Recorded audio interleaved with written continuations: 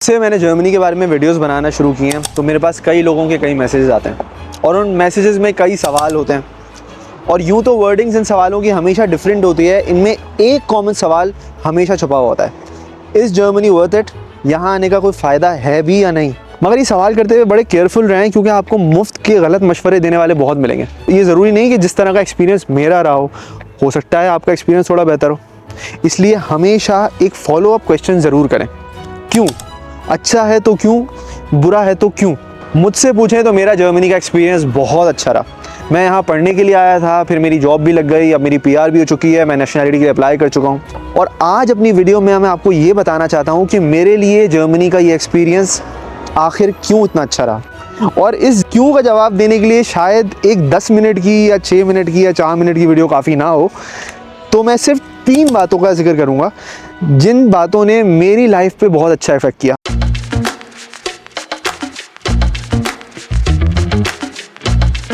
सबसे इम्पॉर्टेंट चीज़ है free education.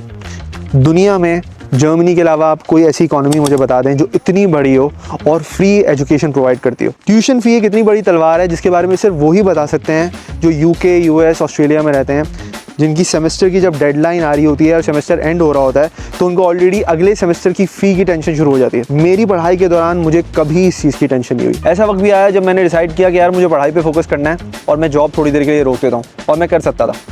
जो भी मुझे अपने खर्चे निकालने थे वो सिर्फ डे टू डे एक्सपेंस के थे और कभी भी ऐसा नहीं था कि मुझे कोई $5,000-6,000 की फ़ीस भरनी है। अब मुझे बहुत सारे लोग ऐसे मिलेंगे जो कहेंगे यार ब्लॉक अकाउंट भी तो जमा कराना होता है। भाई ब्लॉक अकाउंट आपका ही पैसा है जो आपके ही एक अकाउंट में ब्लॉक रहता है और वो मंथली बेसिस पे आपको वापस मिलता रहता है। उसका मकसद हरगिज़ ये नहीं होता कि जर्मन गवर्नमेंट आपके पैसे ले लेगी। वो पैसा आपका ही है जो सिर्फ और सिर्फ ये मेक श्योर करने के लिए रखा जाता है कि आपको कोई प्रॉब्लम ना हो अपने खर्चे निकालने के लिए।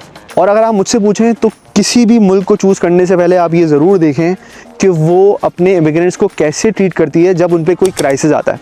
यूक्रेन में जब वॉर हुई तो वहाँ उन लोगों ने इंडियन और पाकिस्तानी स्टूडेंट्स को मारना शुरू कर दिया। जब कोविड का टाइम आया तो ऑस्ट्रेलिया, US, UK यहाँ से इमिग्रेंट्स भागने लगे, स्टूडेंट्स जाने लगे क्योंकि यहाँ पे क्राइसिस आया हुआ था, लोग बहुत सफ़र कर रहे थे। On the other hand Germany ने इवन दो फ्री एजुकेशन प्रोवाइड कर रही थी कंट्री, हम लोगों को और सब्सिडाइज़ किया। कई स्टेट्स में मंथली बेसिस पे स्टूडेंट्स को पैसे दिए गए, कई जगहों पे जहाँ पे पैसे नहीं मिल रहे थे कूपन्स दिए गए जिससे वो रेगुलर बेसिस पर अपनी ग्रॉसरी कर लें। वीज़ा अप्लाई करते हुए जब वीज़ा ऑफिसर के पास हम जाते हैं और वो हमसे पूछता है कि जर्मनी में पढ़ाई ख़त्म करने के बाद वापसी जाओगे, तो लेट्स बी ऑनेस्ट, हम सब झूठ बोलते हैं। जी हाँ, वापस जाएंगे और फिर बाद में मुल्क की खिदमत करेंगे।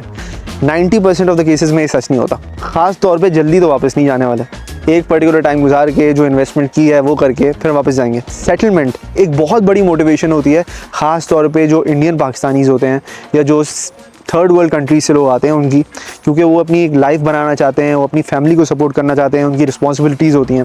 जर्मनी में परमानेंट रेजिडेंस का जो प्रोसेस है वो बहुत आसान है, बहुत ही सिंपल है। आपकी जॉब लग जाती है, आपको ब्लू कार्ड मिल जाता है और आप B1 जर्मन कर लेते हैं, आप 21 महीनों में PR अप्लाई कर सकते हैं। ऑन दी अदर हैंड अगर आप थ्रेशोल्ड मीट नहीं करते उस सैलरी का जो आपको ब्लू कार्ड मिल सके, तो आप 2 साल में वर्क परमिट के साथ अप्लाई कर सकते हैं। इन दोनों ही केसेस में बहुत आसानी से आपको PR मिल सकती है। इतना शॉर्ट पीरियड, मुझसे पूछे तो इतनी बड़ी इकोनॉमी कोई और नहीं है दुनिया में जो आपको इतनी आसानी से PR दे देती है। थर्ड पॉइंट है सिटीजनशिप। एक अच्छे पासपोर्ट की कदर सिर्फ वही जानता है जिसको रेगुलर बेसिस पे ट्रैवल करना पड़ता है और वीज़ा अप्लाई करना पड़ता है। जैसे कि मुझे ट्रैवलिंग का शौक भी बहुत है और मेरा ऑफिस भी मुझे बहुत रिक्वायर करता है कि मैं रेगुलर बेसिस पे ट्रैवल करूँ। जब भी मेरी कंपनी का कोई ऑफिशियल ट्रिप होता है तो मेरे सारे जर्मन कोलीग्स को कोई वीज़ा की ज़रूरत नहीं पड़ती और मुझे हमेशा एम्बेसीज़ के धक्के खाने पड़ते हैं। इसी वजह से मैंने बिल्कुल रिसेंटली सिटीजनशिप अप्लाई की और ये मैं सिर्फ 5 साल में कर पाया, क्योंकि जर्मनी में एक नया लॉ आया है जिसमें अगर आप 5 साल जर्मनी में रह रहे हैं, आप टैक्स पे कर रहे हैं और आपने B1 जर्मन की हुई है, तो उस बेस पे आपको, और थोड़ी सी और डिफरेंट रिक्वायरमेंट्स भी हैं मगर वो इतनी कोई बड़ी नहीं है, उस बेस पे आपको सिटीजनशिप ऑफर हो सकती है। हाँ, इस केस में भी आपको जर्मन सीखनी पड़ेगी, मगर आप क्या एक्सपेक्ट कर रहे हैं यार, जर्मनी आके जर्मनी सीखेंगे, कोई उर्दू या हिंदी या बंगाली तो सीखेंगे नहीं। जर्मनी में इंटीग्रेट होने के लिए ये एक ऑब्वियस सी चीज़ है कि आपको जर्मन लैंग्वेज आनी चाहिए। अगर ये रिक्वायरमेंट नहीं भी होती तो यार आप सोचें लाइफ कितनी मिजरेबल होगी अगर आप किसी से बात नहीं कर सकेंगे, किसी से मिल नहीं सकेंगे, हमेशा कोने में अपनी कम्युनिटी में रहेंगे, लोगों से इंटीग्रेट नहीं कर पाएंगे। अगर आप डीमोटिवेटेड हैं, अगर आप अपने कंफर्ट जोन से नहीं बाहर निकल सकते तो पहली बात तो ये कि यार आपको अपने देश से, अपने मुल्क से बाहर आना ही नहीं चाहिएगा, क्योंकि जब भी आप किसी और कंट्री आएंगे तो ऑब्वियसली थोड़ी सी मुश्किल तो होगी, स्पेशली इन द बिगनिंग। तो मैं जो भी जर्मनी कभी आना चाहता है मैं उसे हमेशा ये मशवरा देता हूँ कि कंफर्ट जोन से बाहर निकलना बहुत ज़रूरी है, जर्मन लैंग्वेज पे फोकस करना बहुत ज़रूरी है, और ये मानना बहुत ज़रूरी है कि हम किसी और कंट्री में जा रहे हैं जो हमारी कंट्री से काफ़ी डिफरेंट है। जब आपने ये मानना शुरू कर दिया तो आपकी ज़िंदगी खुद ही आसान हो जाएगी और आप यहाँ के जितने बेनिफिट्स जो हमारे सामने बहुत ऑब्वियस हैं वो हमें नज़र आने लग जाएंगे। इसी के साथ आज की वीडियो होती है ख़त्म।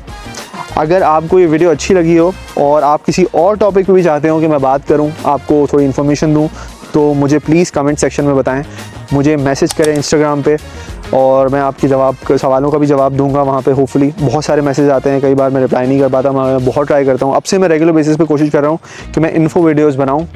होपफुली ये करता रहूँगा और आपसे मुलाकात होती रहेगी। जब तक के लिए